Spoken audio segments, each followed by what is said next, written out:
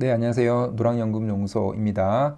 자, 오늘은 제가 농지연금에 대해서는 장점을 주로 설명을 하면서 꼭 해야 된다라고 말씀을 계속 드리고 있는데, 오늘은 농지연금의 단점에 대해서도 한번 이야기를 해보고, 단점이 있다라고 절대 포기하면 안 되고, 그 해결 방법이 다 있기 때문에 단점을 해결하는 쪽으로 생각을 가져가는 게 좋을 것 같다는 생각이 들어서 제 생각을 말씀드려보고자 합니다. 자, 저는 농지연금과 퇴직연금으로 평생 500만 원 이상을 받는 방법에 대해서 여러분들께 함께 설명을 드리고 있습니다. 저는 국민연금이나 이런 교직원연금이나 이런 연금에 비해서, 주택연금에 비해서 이 농지연금과 퇴직연금을 잘만 준비를 하고 운용만 할 수 있다면 굉장히 자기 자본을 최소화하면서 높은 연금을 받을 수 있다라고 확신을 하고 있고, 여러분들께 많은 설명을 드리고 있습니다. 자, 농지연금의 최대 장점은 뭐냐면 거의 자기 자본을 최소화하면서 높은 연금을 받을 수 있다라는 거고, 농지연금을 신청할 때부터 수익 또는 내가 얼마의 연금을 받을 수 있을지가 확정되기 때문에 그게 평생 동안 동일한 연금을 받을 수 있다라는 장점이 있고, 기회가 어디에 있냐면 바로 이 낙찰가율이 낮다라는 데 있습니다. 주택 같은 경우에는 낙찰가율이 한 80% 정도가 될 건데, 농지 같은 경우에는 잘만 고르면 20%대, 30%대에서 받을 수가 있습니다. 저와 저희 회원님들은 30% 초반에서 낙찰을 받고 있기 때문에 한 7년에서 8년 정도 자기 자본을 연금을 받으면 자기 자본을 회수하고 68세 이후부터는 자기 자본 없이 그 연금을 받을 수가 있는 최대의 장점이 있다라는 거고요. 자, 그래서 농지연금은 이제 어떤 흐름으로 준비를 나가야 되는지 그런 부분에 대해서는 분명히 잘 알고 있어야 됩니다. 경매를 이용하는 거기 때문에 그만한 이유가 있는 거고 그 이유를 잘 확인하고 해결할 수 있어야 됩니다. 그래야만 농지연금의 혜택을 받을 수 있는 거지, 일반 매매로 내가 사가지고 가지고 있어서 농지연금으로 활용하면은 그거는 단점이라고 저는 생각을 합니다. 그래서 경매를 이용해서 낮게 매입을 할 수 있어야 분명히 장점이 보인다, 이렇게 말씀드릴 수 있을 것 같고, 자, 퇴직연금과 개인연금은 최대 장점은 뭐냐면 원금은 그대로 유지하면서 평생 동안 일정 액수의 연금을 받을 수 있다는 장점이 있습니다. 저는 이 퇴직연금과 개인연금을 운용을 하는 게 가장 핵심인데, 세계에서 가장 안전한 자산이라고 생각되는 미국 ETF라는 상품에 투자하는 게 수익률을 극대화할 수 있고 가장 안정적으로 보유할 수 있다고 생각을 합니다. 자, 만약에 우리가 55세 때 퇴직금을 받는데 절대로 일시금으로 수령하지 말고 연금 형태로 받는다라고 하고, 그 다음에 퇴직금을 10년 안에 내가 연금으로 받는다라고 해본다면 미국 ETF 같은 경우에는 수익률이 10% 이상은 충분히 되기 때문에, 만약에 수익률이 10% 이상이라면 그 수익금만으로도 매월 일정액의 연금을 받을 수 있다는 겁니다. 이때 원금은 그대로 유지가 된다는 겁니다. 자, 예를 들어 보겠습니다. 만약에 내가 55세 때 3억 원 정도의 여기서는 5억이지만 5억으로 설명을 해보겠습니다. 5억 원 정도의 퇴직연금을 모아놨다. 근데 이거를 10년 동안 나눠서 내가 연금 형태로 받겠다라고 하면은 1년에 5억 5천만 원이 되겠고 한 달에 뭐 450만 원 정도 되겠죠. 자, 그렇게 받을 수가 있는데 이 ETF의 수익률이 10% 이상이 되기 때문에 원금이 사라지지 않는다는 겁니다. 그래서 평생 동안 수령할 수 있다는 최대 장점이 있는 거고, 이 그래프는 미국 나스닥 100이라고 하는 미국 ETF의 가장 대표적인 수익률을 나타내는 건데, ETF의 수익률을 나타내는 건데, 평균적인 수익률이 18.6%입니다. 과거 한 1990년도부터의 수익률을 보게 되면은 평균 수익률이 18.6%나 되기 때문에 충분히 원금이 고갈되지 않을 뿐만 아니라 점점 원금이 늘어나는 형태로 나의 자산을 불릴 수가 있고 연금을 안정적으로 받을 수 있다는 겁니다. 그렇기 때문에 이 두 가지만 잘 준비를 해도 평생 동안 월 500 이상은 받을 수가 있다는 거고, 농지연금의 핵심은 자격 조건을 빨리 갖추는 거 이거고, 그 다음에 농지를 싸게, 경매를 이용해서 싸게 매입을 하는 거, 이 두 가지가 되겠고요. 퇴직연금 같은 경우에는 우리나라 사람들이 대부분이 실수하고 있는 일시금으로 수령을 하고 원리금 보장 형태로 수익률이 낮은 그런 상품에 집중적으로 투자하고 있는 거, 이 두 가지를 확실히 바꿀 수가 있어야 합니다. 자, 이렇게만 할 수 있다면 누구든지 노후 준비할 수 있다고 생각을 합니다.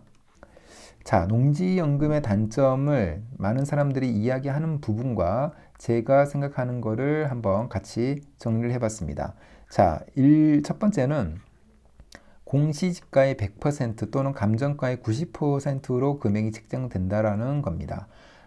시세, 그러니까 감정가의 100%로 담보가치를 인정해 주지 않는다는 거죠.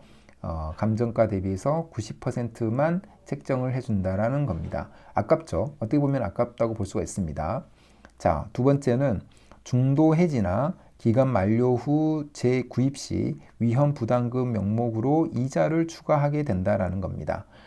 그렇기 때문에 해지할 경우에는 추가적인 이자 부담이 있다라는 거고, 3번은 담보가치의 가격이 떨어지면 연금 수령액이 줄어들 수 있다는 겁니다. 그런데 이거는 만약에 연금 신청할 때 이 농지의 가치가 확정이 되기 때문에, 담보 가치가 확정이 되기 때문에 그때 보다 받을 수 있는 연금이 더 떨어지는 건 아니고, 만약에 내가 지금 낙찰받은 또는 내가 보유하고 있는 농지의 가격이 5년 후에 연금 신청을 하려고 하는데 그때 만약에 떨어지면은 그 가격으로 받을 수밖에 없는 거죠.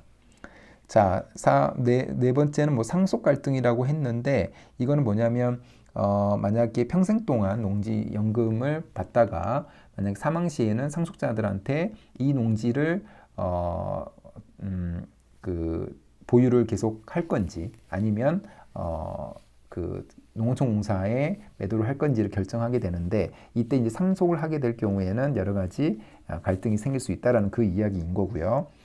자, 까다로운 가입 요건이라고 했습니다. 60세 이상, 영농 경력 5년 이상이어야 돼야 되는 거고, 지역적인 요건도 있는 거죠. 자, 제외되는 농지도 있다는 거고, 자, 이렇게 6가지를 한번 생각을 해봤는데 4번부터는 상속에 대한 갈등은 사실은 어떻게 준비를 해 가느냐에 따라서 문제가 안 될 수도 있다고 생각을 합니다. 저는 기본적으로 농지를 싸게 매입을 하고 그 농지를 농지연금으로 생각하고 있기 때문에 농지연금을 받는 순간 그 농지는 나의 농지가 아니라고 생각을 합니다. 특별한 이슈가 없다면 나의 아이들에게 또는 배우자에게 이 농지를 상속할 필요가 없다라고 생각하고 접근을 합니다. 그렇기 때문에 그 문제는 이렇게 풀어야 될 것 같고요. 만약에 상속에 문제가 있는 분들은 사실 조금 어려운 부분이 있는 것은 맞다고 생각은 듭니다. 자, 가입 요건 60세 이상 영농 경력 5년이 까다롭다고 얘기하는 분들이 있는데, 저는 오히려 이 정도면은 오히려 더 쉬운 게 아닌가라는 생각이 듭니다. 영농 경력 5년은 채우면 되는 거고, 이 관점에서 직장인이나 자영업자가 농업인이 될 수 있느냐, 이거를 물어보시는 분들이 많이 있지만 충분히 가능하고요. 영농경력 5년 이상을 채우면 되는 거고 60세는 기다리면 되는 거이기 때문에 까다롭다고 생각은 하지는 않습니다. 예전에 21년도까지는 65세 이상부터 농지연금을 받을 수 있었는데 지금은 이제 60세 이상으로 낮아졌고, 배우자 같은 경우에는 55세까지로 연령이 더 낮아졌습니다. 그렇기 때문에 농지연금도 주택연금과 성격이 비슷하기 때문에 주택연금과 똑같은 55세로 더 낮아질 가능성도 있다라고 저는 생각을 합니다. 자, 제외되는 농지, 뭐 농사를 짓기 어려운 농지, 그 다음에 공유자가 있는 농지, 그 다음에 뭐 불법적인 건축물이 있는 농지, 이런 농지는 안 됩니다. 그런데 이게 당연히 저는 제외돼야 된다고 생각을 하고요. 농사를 잘 지을 수 있는 농지를 농어촌공사에서 매입을 하면서 청년 창업농들한테 임대를 주는 그게 메인 주요한 목적이기 때문에 농사를 잘 지을 수 있는 환경이 되어야 됩니다. 자, 그런데 어떤 사람들은 농지를 싸게 낙찰을 받기 위해서 무언가에 문제가 있는 농지를 낙찰을 받고 그 문제를 풀어가는 쪽으로 이렇게 접근을 해가고 있는데 만약에 안 풀리면은 굉장히 어려워집니다. 그렇기 때문에 저는 농사를 잘 지을 수 있는 농지들이 가장 우선순위가 높다라고 생각을 하고 있습니다. 자, 첫 번째, 감정가의 90%로 금액이 책정된다. 사실 이거 자체는 굉장히 저는 단점이라고 생각을 합니다. 그러나 단점이라고 해서 준비를 안 하면 안 되고, 저와 같이 준비하시는 분들은 경매로 농지를 싸게 매입을 하죠. 그래서,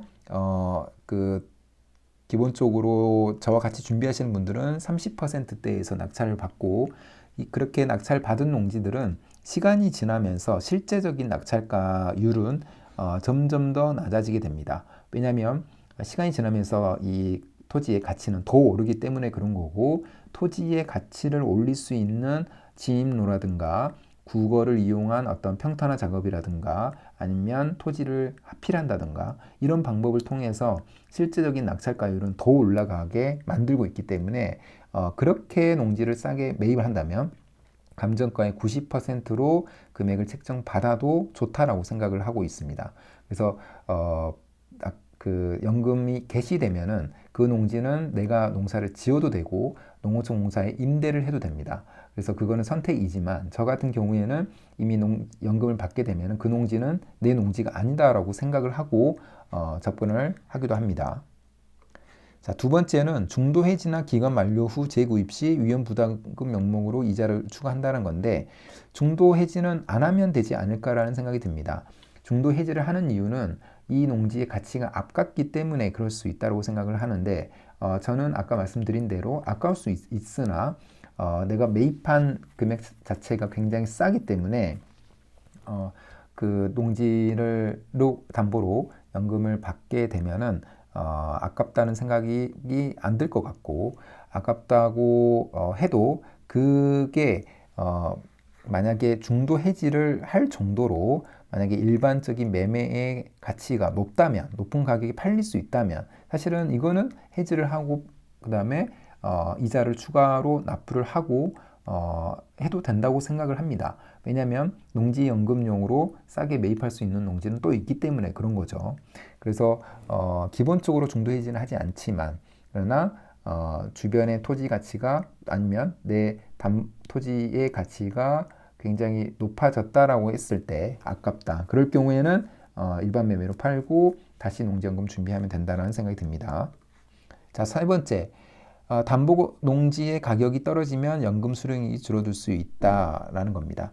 근데 감정가의 30%대에서 낙찰을 받았고 최대 5년 정도를 기다린다고 했을 때 그 농지의 담보 가치가 뭐 매년 5%, 10% 이상씩 계속 떨어지는 거는 저는 지금까지 본 적은 없습니다. 오히려 농지의 가치는 점점 더 올라가기 때문에 시간이 지나면 지날수록 낙찰가율은 더 낮아지는 효과가 있을 수 있다고 생각을 합니다. 그래서 이 문제가 단점이라고 생각하는 분들은 농지를 높은 가격에 낙찰을 받았을 때 생기는 문제가 될 수 있습니다.